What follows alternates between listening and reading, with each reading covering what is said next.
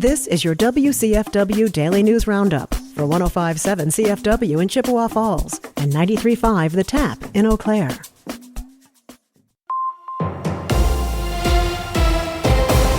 105.7 CFW News, I'm James Kelly.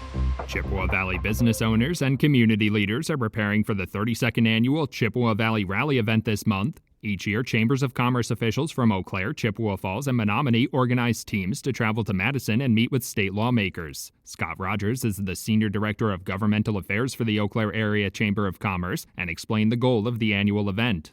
The Chippewa Valley Rally is a trip to Madison to talk about economic issues with our lawmakers and other policymakers that's been put on now for 32 years by the Chambers of Commerce in Chippewa Falls, Menominee, and Eau Claire. And what we do is we bring about 100 to 120 business and community leaders to Madison, visit with legislative offices, and talk about the economic issues in state government that affect the economy in our area. Rogers also highlighted some pending legislation that would specifically address issues facing the Chippewa Valley, like healthcare access and a shortage of affordable housing. One of the unusual things about this year is even though the legislature is getting close to adjournment, there are a lot of bills in a few key areas that are still pending, including several that would help improve housing supply and affordability, some bills that relate to EMS services and making hospital beds available. The Chippewa Valley Rally will take place on Thursday, February 19th. Local residents interested in attending can register online with a $99 fee until Wednesday or a $110 fee after Wednesday. For an additional $35 fee, they can also take a round-trip charter bus to Madison and back for the one-day event. Residents who decide to stay in Madison can also get a discounted hotel rate if they reserve by February 8th. Democratic state lawmakers are proposing a constitutional amendment to solidify the right to privacy for Wisconsin residents. If adopted, the amendment to the state constitution would shift the legal burden of proof in privacy violation cases from the individual to the government. Under that adjustment, government agencies would be responsible for justifying how it had the authority to violate an individual's privacy rights, rather than the individual being required to prove that a government agency violated the rights. Democratic state lawmakers have also introduced separate legislation that would allow residents to file a lawsuit over privacy violations in state court, regardless of whether the subject of that lawsuit is a state or federal government agency. That proposed bill is currently being reviewed in committee. Democratic state lawmakers are hoping the proposed constitutional amendment will gain bipartisan support. It must pass in both the state assembly and Senate in 2 consecutive sessions before it appears on a statewide ballot for voters to approve.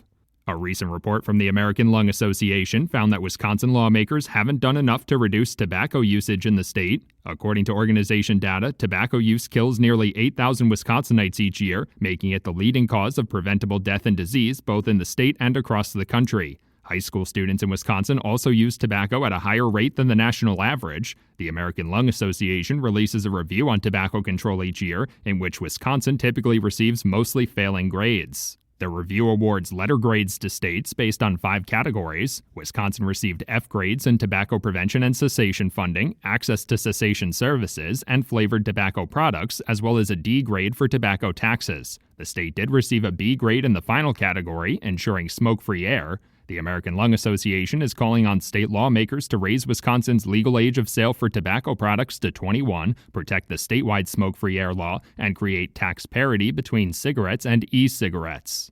Colfax Public Library officials say an anonymous donation has gotten them significantly closer to their fundraising goal for a new elevator. The anonymous donor agreed to match up to $40,000 of fundraising over the last year, during which time the library exceeded that goal and raised about $43,000. The library is hoping to raise a total of $300,000 for the elevator and apply for a community development block grant to cover the remaining cost. So far, they've raised a little less than $250,000.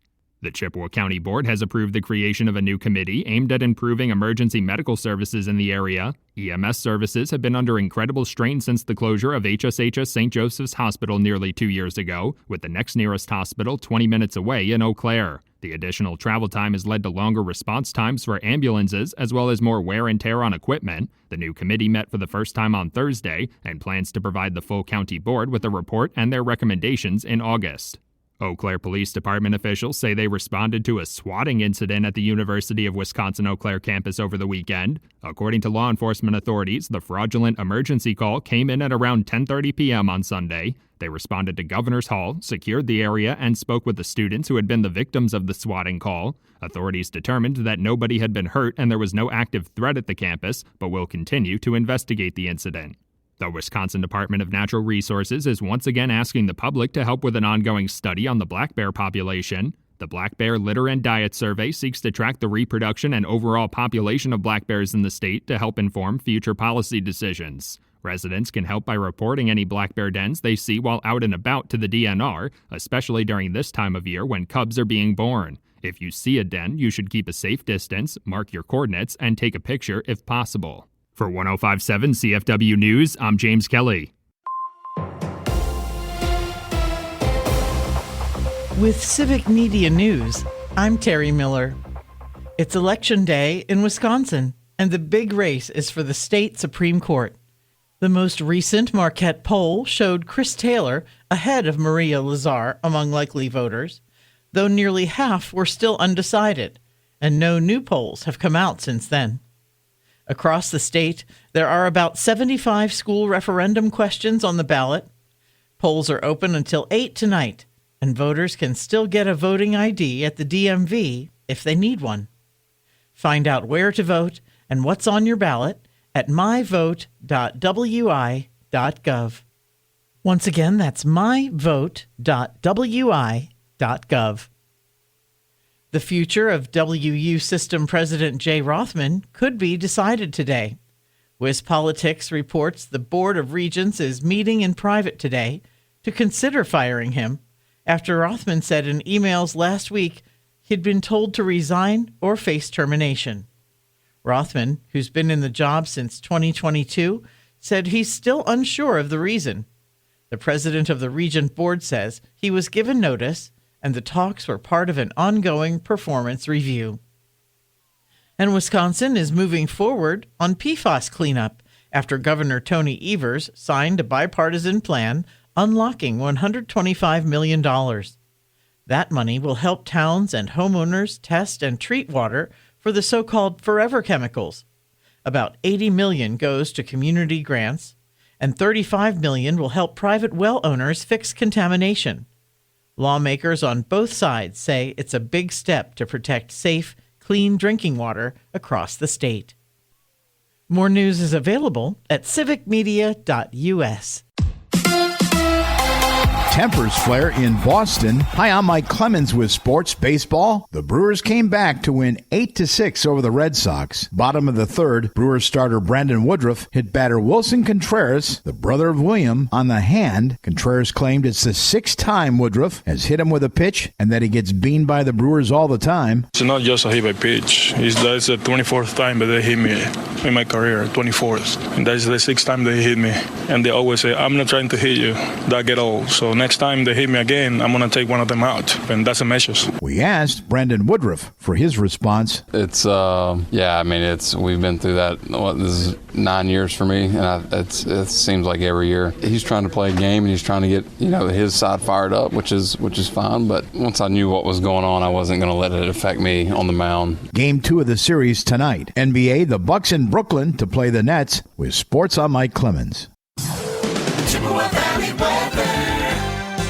It is going to be bright and sunny and just a little warmer today. We'll get to the low to mid 40s here this afternoon. Tonight, a few scattered rain and snow showers. We're going to drop down to around 34 for a low. Tomorrow, mostly cloudy, warmer with scattered showers and a high right around 63. I'm meteorologist Sean Cable. Currently, it's 21.